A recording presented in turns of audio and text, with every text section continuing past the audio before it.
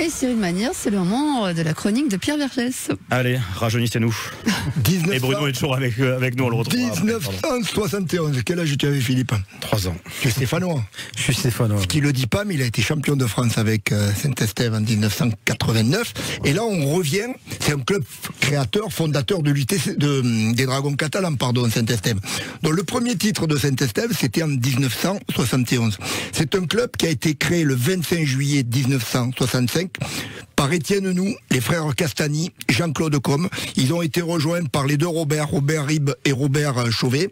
Et ils sont montés en première division en 1968, très rapidement. Et la première division de l'époque, c'était du solide. Il y avait 14 clubs avec Toulouse, Carcassonne, Marseille, le 13 catalan, Montpellier, Avignon, Limoux, enfin, Villeneuve, Saint-Gaudens. C'était du très solide. Alors, à la fin de ces années 60, il y a le président de l'époque, Sauveur Iglesias, et l'entraîneur, Pierre Estirac.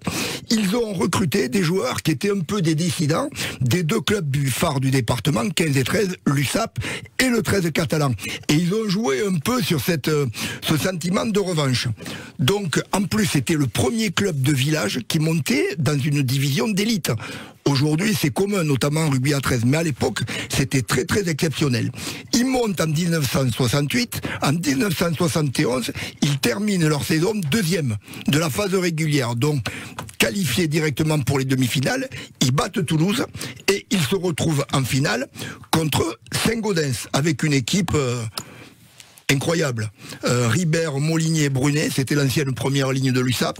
Chamorin, Humbert en seconde ligne. Jobonnet, monsieur Sam Millevolt, qu'on ne présente plus. Une charnière incroyable, José Cal, Daniel Camiade. Une unité de trois quarts qui allait très vite. Brial, Terrat, Banet, Lacan, Solé, ça te parle tout ça? Oui, il y a 3 ans, oui. Voilà. Et oui, tu avais 3 ans à l'époque. Et cette finale, alors la finale paraît le même, le match, il n'a pas laissé un souvenir impérissable. Il n'y a eu qu'un essai, il y a eu surtout 4 drops, le drop était à 2 points à l'époque, 4 drops de José Cal et de Daniel Camiade, mais Saint-Estève, à la surprise générale, petit village de 4000 habitants à l'époque, c'était pas le Saint-Estève de maintenant, devient champion de France de jeu à 13 à l'époque, et c'était un sport majeur, c'était très important. Les conséquences, c'est que derrière, il y a eu des derbys dantesques entre le 13 catalan et Saint-Estève, puisqu'il n'y avait que ces deux clubs. Moi, j'ai vu à la fin des années 70, des gens sur le toit de la tribune. Et puis ensuite, Saint-Estève est devenu un gros club, avec 6 titres de champion de France, 6 coupes de France, donc 89 avec Philippe, mais il y avait les frères Chamorin, Palis, Wozniak, Garcia, Kedimi, Abed Baklouche, Bruno Castagny. Je vais en oublier, c'est des copains. Merci beaucoup, Pierre Vergès.